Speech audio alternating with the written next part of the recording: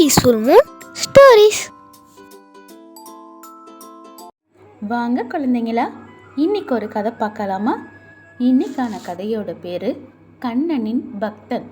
ஒரு ஊரில் ஒரு தீவிரமான கண்ணனோட பக்தன் இருந்தான். அவனுக்கு சின்ன வயசுலேருந்தே கண்ணன்னா ரொம்ப பிடிக்கும். ஏன்னா அவங்க பாட்டி சின்ன வயசுலேருந்து நிறைய கண்ணனோட கதைகளை சொல்லி அதை கேட்டு கேட்டு அவனுக்கு கண்ணன் மேலே அதிக ஈடுபாடு.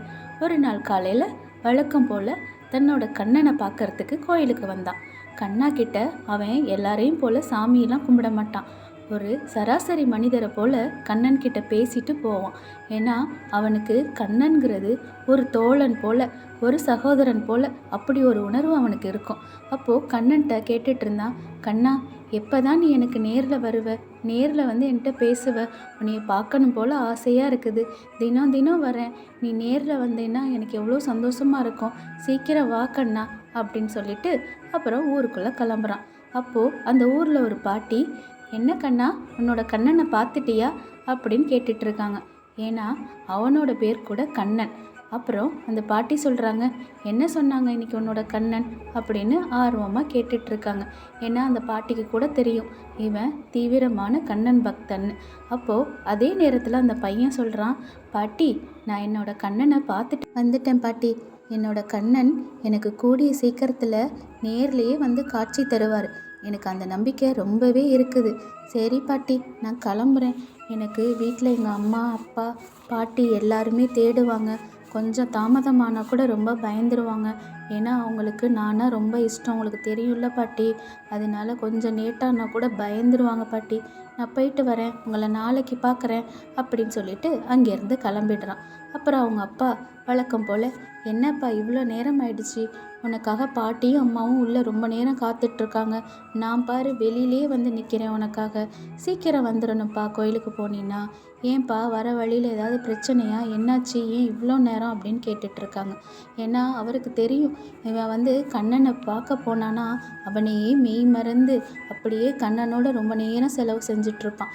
இருந்தாலும் அவர் ஒரு பதட்டத்தோடு கேட்குறாரு.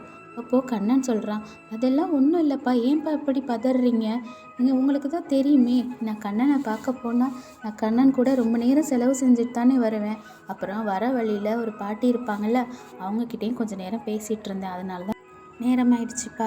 சரி பயப்படாதீங்க, நான் இனிமேல் நேரத்திலே வந்துடுறேன், சரிப்பா வாங்க உள்ள முதல்ல பாட்டியை போய் பார்க்க போவோம், ஏன்னா பாட்டினால தானே எனக்கு கண்ணன் மேலே அப்படி ஒரு பக்தி வந்துச்சு, வாங்கப்பா அப்படின்னு சொல்லிட்டு 2 பேரும் உள்ளே போகிறாங்க. அப்போ அவங்க பாட்டி, என்னப்பா இவ்வளோ நேரம் பண்ணிட்ட, உனக்காக எவ்வளோ நேரம் காத்துட்ருந்தோம், நாங்கள் பயந்துட்டோம் வேற, ஆனால் நீ கண்ணனை பார்க்க போனால் ரொம்ப மெய் மறந்து அப்படியே ஒன்றையவே இந்த உலகத்தை எல்லாத்தையும் மறந்து போயிடுவோம், எங்களுக்கு தெரியும், இருந்தாலும் ஒரு பதட்டம், அதனால தான் கேட்குறோம் அப்படின்னு சொல்கிறாங்க.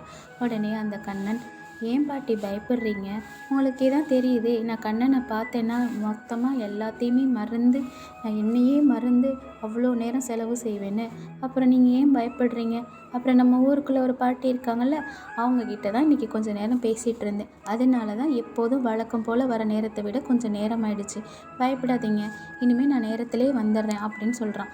உடனே அவங்க அப்பா, இந்த வயசுலேயே உனக்கு கண்ணன் மேலே எவ்வளோ பக்தி, இந்த மாதிரி ஒரு குழந்தை கிடைக்கிறதுக்கு நாங்கள் பெரிய புண்ணியம் பண்ணியிருக்கணும், ரொம்ப பெரிய அதிர்ஷ்டசாலிகள் தான் நாங்கள், இந்த வயசில் யாருக்கு இப்படி கடவுள் மேலே இவ்வளோ ஒரு பக்தி வரும், நாங்கள் பெரிய புண்ணியம் பண்ணவங்க தான் அப்படின்னு ரொம்ப பக்திமயமாக பேசிகிட்ருக்கிறாரு. ஏன்னா அவங்க அப்பாவுக்கு கூட கண்ணன் மேலே ரொம்ப தீவிர பக்தனாக தான் இருப்பாங்க. மொத்தமாக அவங்க குடும்பத்தில் எல்லாருமே கண்ணன் மேலே ஒரு தீவிர பக்தர்களாக தான் இருக்காங்க. அதனால தான் அவங்க அப்பாவும் பெருமையாக சொல்லிகிட்ருக்காங்க.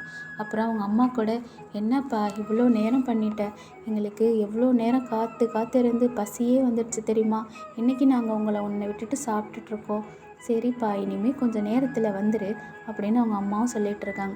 சரி இன்னைக்கு கண்ணன் கிட்ட என்ன சொன்ன, நீ என்ன கேட்ட, கண்ணன் என்ன சொன்னார் அப்படின்னு ஆர்வமாக கேட்டுட்ருக்காங்க அவங்க அம்மா. ஏன்னா அவங்களுக்கு தெரியும் தன்னோட மகன் எப்படி கண்ணன் கிட்ட பேசுவான்னு. ஏன்னா ஒரு நண்பனை போல், ஒரு சகோதரனை போல் தான் நான் பேசிட்டு வருவான், அதே போல் அவங்க அம்மா கேட்டுட்டு இருந்தாங்க. அப்புறம் மறுநாள் எப்போதும் வழக்கம் போல் தன்னோட கண்ணனை பார்க்குறதுக்கு கோயிலுக்கு வந்தான். அங்கே வந்து பார்த்தா அவனோட கண்ணனை காணும். அப்படியே சுற்றி முற்றி பார்க்குறான், பயந்து போகிறான். எங்கே நம்மளோட கண்ணன், எங்கே போயிட்டாரு, ஐயோ யாராவது எடுத்துகிட்டு போயிட்டாங்களா, என்னாச்சு ஒன்றும் புரியலையே அப்படின்னு ரொம்ப பயந்துடுறான். ஒரு மாதிரி பதட்டமாயிடுறான். அப்படியே ரொம்ப யோசனை பண்ணி சுற்றி முற்றி பார்த்துட்டு பயத்தில் அப்படியே கத்தி அழுகிறான். ஏன்னா அவனுக்கு எவ்வளோ இஷ்டம் கண்ணன்னா. அந்த கண்ணன் ஒரு நிமிஷம் இல்லைன்னா அவனுக்கு எப்படி தாங்கிக்க முடியும்? அவனால் தாங்கிக்கவே முடியல. தாங்க முடியாமல் அப்படி ஒரு சத்தம் போட்டு அழுகிறான். அவனால் கொஞ்சம் கூட அழுகையை அடக்க முடியல. அப்போது திடீர்னு ஒரு குரல் கேட்குது அவனுக்கு. கண்ணா அப்படின்னு சொல்லி அவன் பேர் சொல்லி யாரோ கூப்பிடுற மாதிரி. சுற்றி முற்றியும் பார்க்குறான். யார் நம்மளை கூப்பிடுறாங்க இந்த இடத்துல? யாராக இருக்கும்? யாராது அப்படின்னு சொல்லிட்டு நல்லா தேடி பார்க்குறான். யாரையும் காணோம். அப்புறம் திடீர்னு ஒரு முனிவர் போல், என்ன கண்ணா என்னைய தெரியலையா, யாருன்னு பார்க்குற அப்படின்னு கேட்குறாரு. உடனே இவருக்கு எப்படி என் பேர் தெரியும்? ஒரு மாதிரி ஆச்சரியத்தோட பதட்டத்தோடு பார்த்துட்ருக்கான். அப்போ அவர் சொல்கிறாரு, நான் தான்ப்பா கண்ணன். நீ கண்ணன்னா நானும் கண்ணன் அப்படின்னு சொல்கிறாரு. ஓ, உங்கள் பேர் கூட கண்ணனா? ஓ, அதான் நான் என்னையே தான் கூப்பிடுறீங்கன்னு நினச்சிட்டு இருந்தேன். ஆமாம், உங்கள் பேரையும் நீங்கள் எப்படி கூப்பிட முடியும்? நீங்கள் யாரும், உங்களை நான் இதுக்கு முன்னாடி பார்த்ததே இல்லையே அப்படின்னு கேட்டுட்ருக்கான். அப்போது அவர், நான் யாருன்னு உனக்கு இப்போ தெரியும், ஒரு நிமிஷம் நீ என்னை கண்ணை மூடி பாரு அப்படின்னு சொல்லிட்டு அடுத்த நொடியிலேயே அந்த முனிவர் ஒரு கண்ணனாக மாறி நிற்கிறார். இதை பார்த்தோன்னையும் கண்ணனுக்கு ஆனந்தம் தாங்க முடியல. என்னது இது? நம்ம பார்க்குற காட்சி கனவா இல்லை என்னது புரியலையே, நிஜம்தானா? நம்ம கண்ணன் நிற்கிறாரா அப்படின்னு இருக்கும்போது கண்ணன் பேசுகிறாரு.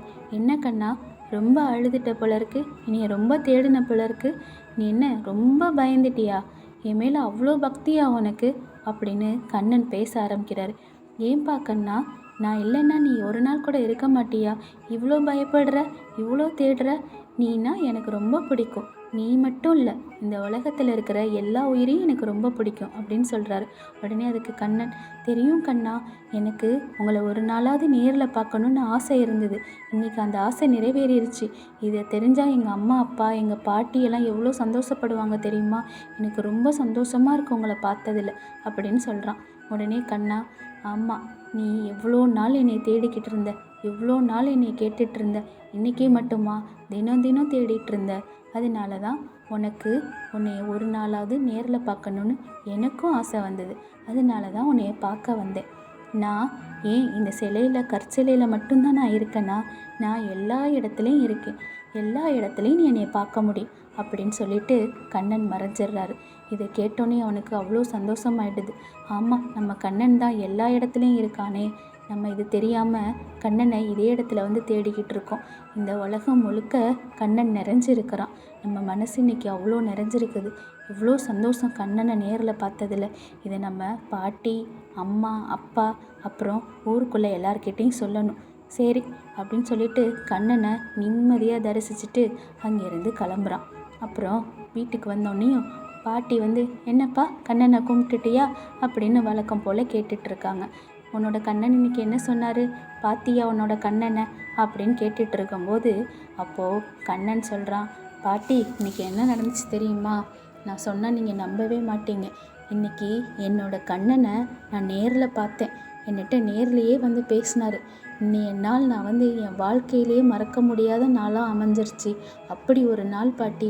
இன்றைக்கி என்னோடய கண்ணன் நேரில் என்கிட்ட அவ்வளோ அன்பாக பேசினார். நீங்கள் இதை நம்பவே மாட்டீங்க. நம்புறீங்களா என்னன்னு தெரியல, ஆனால் இது உண்மை பாட்டி அப்படின்னு சொல்கிறான். இதை கேட்டோன்னே அவங்க அப்பா, என்னப்பா சொல்கிற, நிஜம்தானா நீ சொல்கிறது? எங்களால் நம்பவே முடியலை, ஆனால் நம்பாமே இருக்க முடியல. ஏன்னா நீ ஒரு நாள் கூட பொய் சொல்ல மாட்ட. ஆனால் நீ கண்ணனை பார்த்தீன்னா உண்மையிலேயே அதை விட பாக்கியம் யாருக்கும் கிடையாது. ரொம்ப பெரிய பாக்கியசாலி தான் நீ. நிச்சயமாக நீ பெரிய பாக்கியம் பண்ணவ தான். உன்னை மாதிரி ஒரு குழந்தை கிடச்சதுக்கு நாங்களும் பெரிய பாக்கியம் பண்ணவங்க தான் அப்படின்னு ரொம்ப பெருமையாக பேசிகிட்ருக்கிறாரு. ரொம்ப சந்தோஷப்படுறாரு. இதை கேட்டோன்னே அவங்க அம்மாவும், அப்படியா, இந்த மாதிரி ஒரு குழந்தை கிடைக்கிறதுக்கு நாங்கள்லாம் பெரிய புண்ணியம் பண்ணியிருக்கணும். எப்படியோ உன்னோட ஆசை நிறைவேறிடுச்சு. உன்னோட கண்ணனை பார்த்துட்ட. நீ பார்த்ததுனால உன்னோட வாய்ப்பு மூலியமாகவே எங்களுக்கும் கண்ணனை பார்த்த ஒரு திருப்தி, ஒரு சந்தோஷம். ஏன்னா நீ பார்த்தினாலே போதும், அதுவே எங்களுக்கு பெரிய பாக்கியம்தான். ரொம்ப சந்தோஷம்ப்பா. சரி, நீ இனிமே எப்போதும் போல் கண்ணனை தவறாமல் தொழுதுட்டு வா. ஒரு நாள் கூட விடாமல் டெய்லி கண்ணனை தரிசிச்சுட்டு வா. அதுவே நமக்கு பெரிய சந்தோஷம் அப்படின்னு சொல்கிறாங்க அவங்க அம்மா. என்ன குழந்தைங்களா, இந்த கதை உங்களுக்கு பிடிச்சிருக்கா?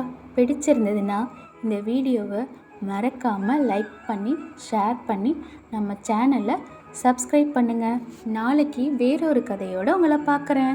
பாய்.